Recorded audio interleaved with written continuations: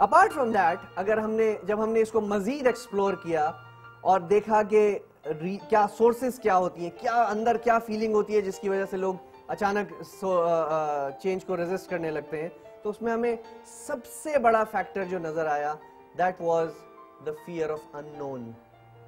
یہ جو فیلنگ ہے نا, پتہ نہیں کیا ہوگا, right, because of this feeling a lot of people resist change.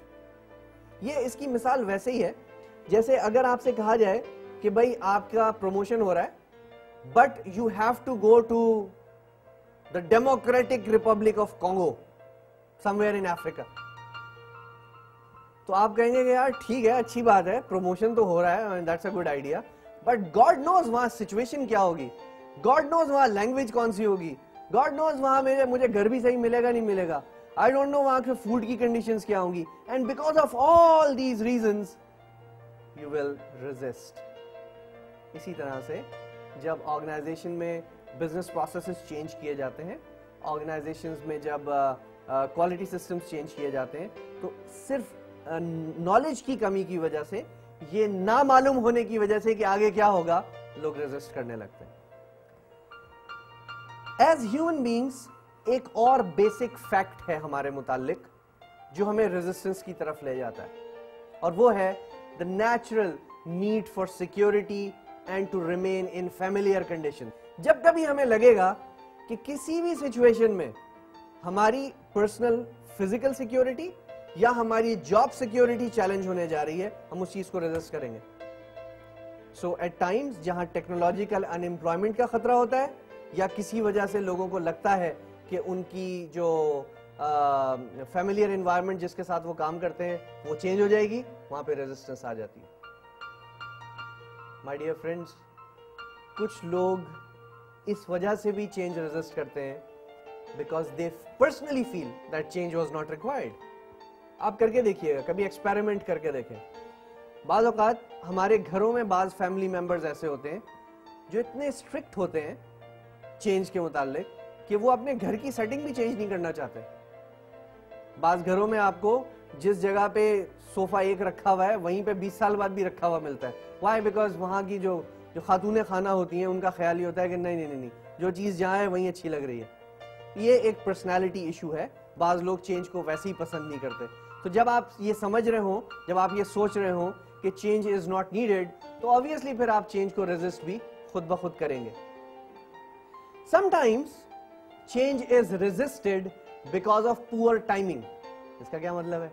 اس کا مطلب یہ ہے کہ اگر کوئی ایسی سچویشن ہے where people are already under pressure or people are already facing some difficulties in some other thing because of some other reason, اسی ٹائم پہ آپ ان کے سامنے ایک چینج, کوئی نیا سسٹم, کوئی نیا چیلنج, کوئی نیا تھریٹ لا کے کھڑا کر دیں, تو ریزسٹنس خود بخود کریٹ کر دیا آپ نے اپنے سسٹم کے ساتھ خود ہی دشمنی کر لی.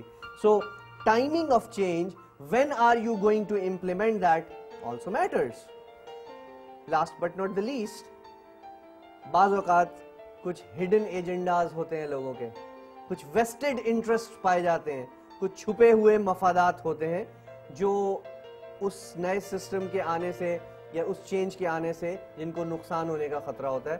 So because of that, obviously, people start resisting change. Now we have understood, we have identified کہ okay, یہ مسئلے ہو سکتے ہیں جس کی وجہ سے لوگ چینج کو ریزسٹ کریں. یقیناً جب کبھی پرابلمز ہوتی ہیں تو اس کے کچھ سولوشنز بھی ہوتے ہیں. ہم نے آئیڈینٹیفائی کر لیا کہ people resist change for a number of reasons. حل کیا ہیں؟ آئیے ڈسکس کرتے ہیں. One of the simplest solution that is there which will help you in reducing a lot of resistance is to educate and inform people. جب لوگوں کو clearly پتا ہوگا that what kind of change is coming in and why it is coming in, تو پھر ان کا جو fear of unknown والا معاملہ ہے وہ خود بخود کم ہو جائے گا.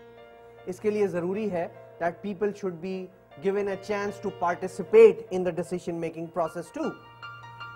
ہمیشہ یاد رکھیے, جس فیصلے میں آپ خود شریک ہوں گے, جس فیصلے کو فائنل کرنے میں آپ کا کنٹریبیوشن ہوگا, آپ کو اس کو ریزسٹ کرنے میں ہمیشہ پرابلم ہوگی.